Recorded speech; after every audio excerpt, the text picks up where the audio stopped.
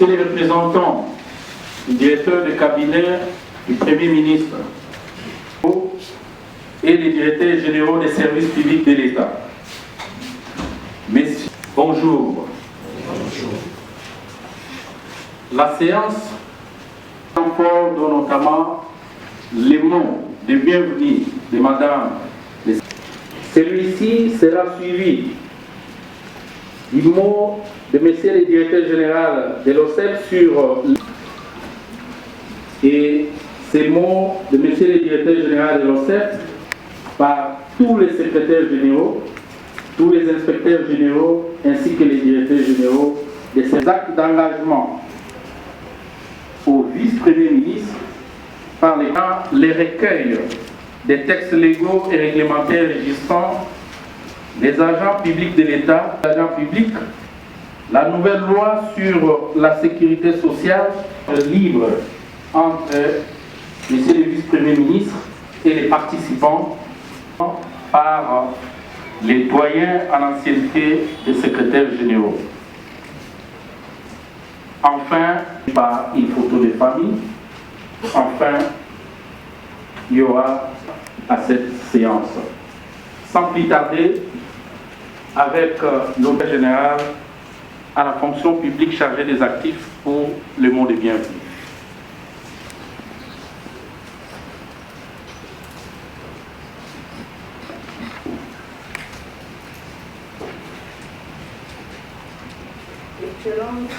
Ministre de la fonction publique, modernisation de l'administration et innovation des services publics. Monsieur le représentant du cabinet du Premier ministre, Mesdames et Messieurs les secrétaires généraux, les actions prioritaires de la réforme et de l'innovation des services publics de l'État, en cours d'une part, ainsi que celle du gouvernement de la République,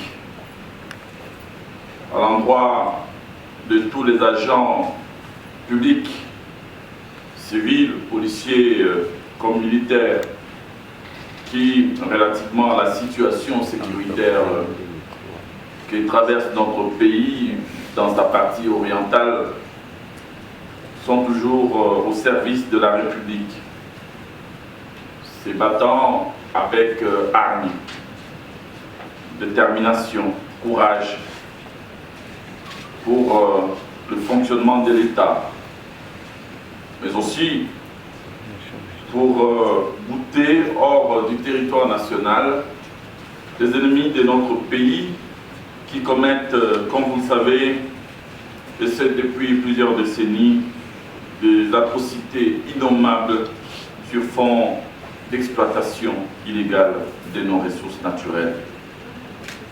Cette guerre d'agression et d'occupation perpétrée par le groupe terroriste dit M23, avec l'appui avéré et indubitable en hommes et en logistique du Rwanda, principalement, occasionne, ainsi que l'avait déjà mentionné son Excellence Monsieur le Président de la République, chef de l'État, lors de ses différentes adresses sur ces sujets, un véritable drame humanitaire, traduit par un spectacle désolant de plusieurs compatriotes forcés de fuir les affres terroristes dans les zones de combat, parmi lesquels se trouvent incontestablement des agents de carrière de services publics de l'État et leurs familles. À ces fonctionnaires, aujourd'hui privés de sommeil, arrachés de leur bureau, de leur maison, voire de leur famille, j'aimerais dire tous mes encouragements et les rassurer que notre détermination derrière celle du président de la République, chef de l'État et commandant suprême de nos forces armées est totale. Nous osons espérer qu'au plus tôt, ce cauchemar pourra définitivement prendre fin.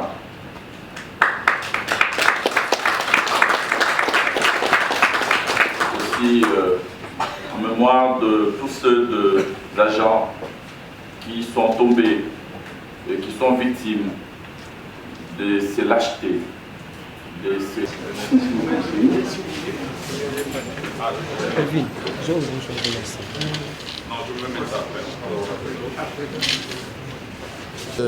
Et innovation du service public qui a fait, donc c'est une innovation.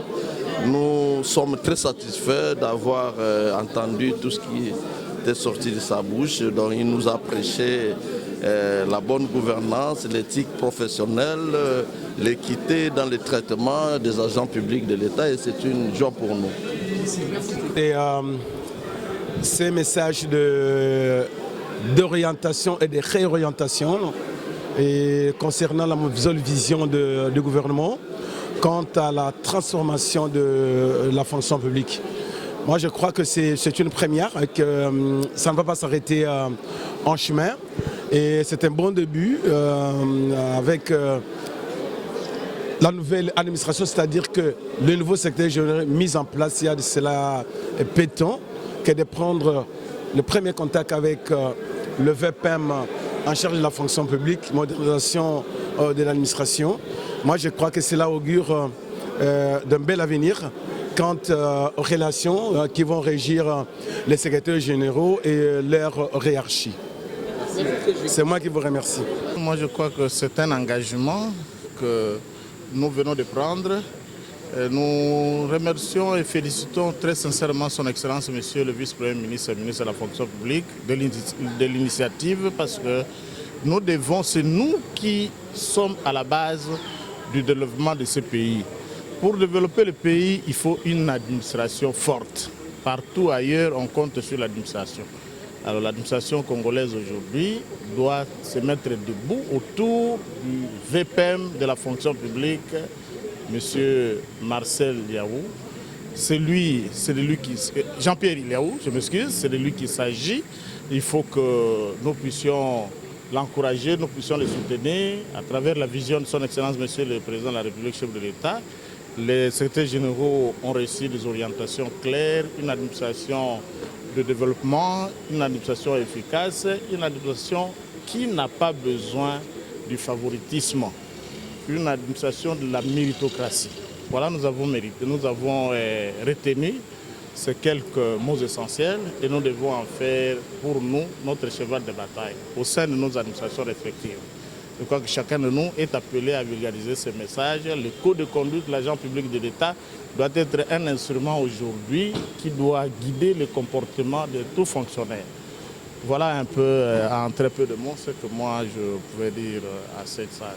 C'est le gestionnaire de tous les fonctionnaires de la République et nous les hauts fonctionnaires, depuis qu'on a été mis en place, c'est une rencontre pour avoir des orientations pour qu'ils puissent encore épingler ce que le gouvernement de la République attend de nous. La lutte contre la corruption, travailler avec efficacité, moderniser l'administration, voilà autant de choses sur lesquelles il est revenu. Aujourd'hui, ce n'était qu'un coup d'envoi parce qu'il a promis qu'un atelier va s'ouvrir où on va avoir encore à parler en profondeur par rapport à cela, à échanger.